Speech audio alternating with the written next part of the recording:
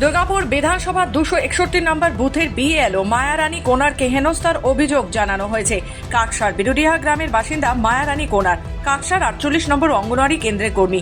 বুধবার সকালে খসড়া ভোটার তালিকায় নাম না থাকার গুজবের প্রভাবে মদ্যপ অবস্থায় গঙ্গা বাগদি নামে এক ব্যক্তি তাকে হেনস্থা করেন। ঘটনার পর থেকে মায়ারানী আতঙ্কের মধ্যে রয়েছেন। তিনি কাকসা বিডিও সৌরভ গুপ্তের কাছে অভিযোগ জানিয়েছেন। ফোনে ওইসব দেখছিলাম, ওটা আমার এলাকা তো ওইদিকে দেখছিলাম, নিয়ে ফোনে ওটা বলছে নাম আমার বেরোয় না, মদ খেয়েছিল প্রচন্ড। আচ্ছা, নিয়ে বলছে আমার নাম বেরোয় না, আমার নাম হচ্ছে না রে তোর বেরিয়েছে না বেরিয়েছে, এইসব নিয়ে একটু কথা কাটাকাটি, আর কিছু হয়নি। নিয়ে আপনাকে নিগ্রহ করেছে?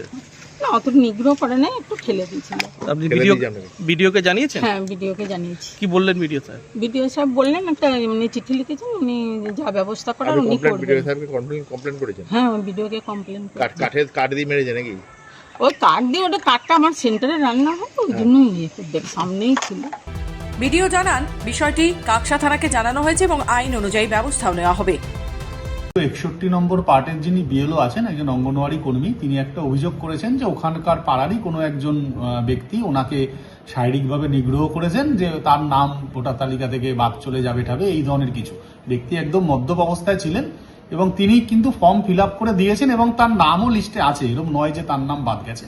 তবু যেহেতু উনি শারীরিকভাবে নিগ্রহের একটা কমপ্লেন করেছেন, আমাদের কাছে আজকে একটা চিঠি উনি করেছেন এবং সেই মতো আমরা আকসা থানার কাছে পুরোটা আজকে আমরা চিঠি করে পাঠিয়েছি যে যেন যদি শারীরিকভাবে নিগ্রহ করার ঘটনা হয়ে থাকে তাহলে যেন উপযুক্ত ব্যবস্থা না হয় অবিলম্বে, যাতে বিএলওদের মধ্যে কোনো ভয় ভীতি কাজ না করে আগামী দিনে।